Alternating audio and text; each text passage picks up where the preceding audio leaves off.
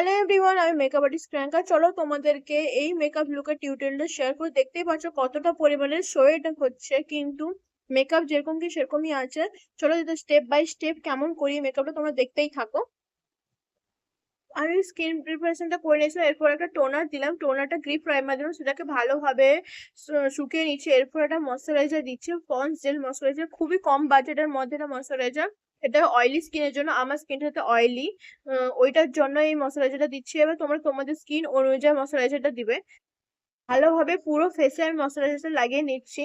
তারপরে একটা রিকটের একটা গ্রিপ প্রাইমার দিচ্ছি। এবার পুরো ফেসে ওটাকে আমি ভালোভাবে লাগিয়ে নিলাম। এবার এই গ্রিপ প্রাইমারটা খুবই কম বাজেটের মধ্যে 600 সামথিং বা 500 কিছু সামথিং নিয়েছিল এই গ্রিপ প্রাইমারটা। এবার তখন সেল চলছিল, তাই জন্য খুবই কম বাজেটের মধ্যে পেয়েছি। চলো এবার কারেক্টিং করছি। কারেক্টিংটা আমি ক্রায়োলিনের একটা প্যালেট থেকে করছি। যেখানে যেখানে তোমার স্কিনে প্রবলেম আছে ওখানে আমি কারেক্টিং করে নিচ্ছি। এবার দেখতেই পাচ্ছ আমার স্কিনে অনেকটাই প্রবলেম আছে। আমার পুরো ফেসে যেখানে যেখানে ডার্ক স্পট আছে সেখানে আমি কারেক্টিং করে নিচ্ছি। আমার স্কিন টোনের থেকে একটা ডার্ক কনসিলার নিয়েছি, যে এটাও একটা ক্রায়োলিনের প্যালেট থেকে নেওয়া, অন্য কোনো প্যালেট থেকে নেওয়া নেই। এটাকে ভালোভাবে ব্লেন্ড করছি একটা ব্লেন্ডারের সাহায্যে। দেখতে যদি ভালোভাবে ব্লেন্ড না করো, এরপর যদি নর্মালি রেখে দাও, এরপর যদি ফাউন্ডেশন যখন দিবে না, ফাউন্ডেশন দেওয়ার পর দেখবে মেকআপটা কিছুক্ষণ বাদে কেকি ভাব দেখাবে। এবার যদি তুমি স্কিন প্রিপারেশন যদি ঠিকভাবে না করো, তখনও একটা মেকআপটা কেকি নিতে, তাই জন্য ভালোভাবে আমি এটাকে ব্লেন্ড করে নিচ্ছি। এরপর আমি মেবলিনের একটা ফাউন্ডেশন নিয়েছিলাম, তার মধ্যে ওই যে রিকোটের একটা গ্রিপ প্রাইমার যেটা আগে দিয়েছিল প্রাইমার হিসেবে যেটা করেছিলাম, সেটা আমি ফাউন্ডেশনের সাথে আর 2-4 ফোঁটা মিক্স করে নিয়েছি এবং সেটাকে নিতে ভুলে গেছিলাম কোন ফাউন্ডেশনটা ইউজ করছি। তোমরা যদি জানতে চাও তাহলে আমাকে কমেন্ট করবে, আমি কমেন্টে লিখে দিব কোন ফাউন্ডেশনটা, এবং সেটটাও লিখে দিব কি কি ফাউন্ডেশন দিয়ে আমি ওটা পুরো বেসটা কমপ্লিট করেছি।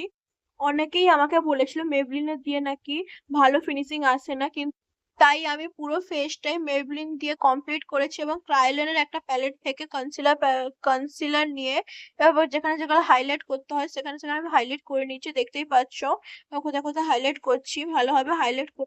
এবার ভালোভাবে সেই ব্লেন্ডারটাতে ভালোভাবে ব্লেন্ড করে নিচ্ছি। ওই ক্রায়োলিনের প্যালেটটা দিয়েই আমি নোজ কন্টুরিং করে নিচ্ছি।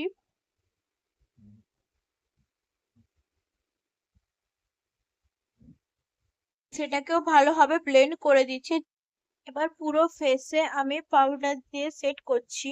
তারপরে একটা কম্প্যাক্ট পাউডার নিয়ে সেই পাউডারটাকে ডাস্ট অফ করে নিচ্ছি, যাতে যেখানে পাউডার থেকে থাকে সেখানে ভালোভাবে ক্লিন হয়ে, যাতে পাউডার পাউডার ভাবটা না থাকে। ভালো একটা কম্প্যাক্ট পাউডার নিয়ে আমি পুরো ফেসটাকেই ডাস্ট অফ করে নিয়েছি।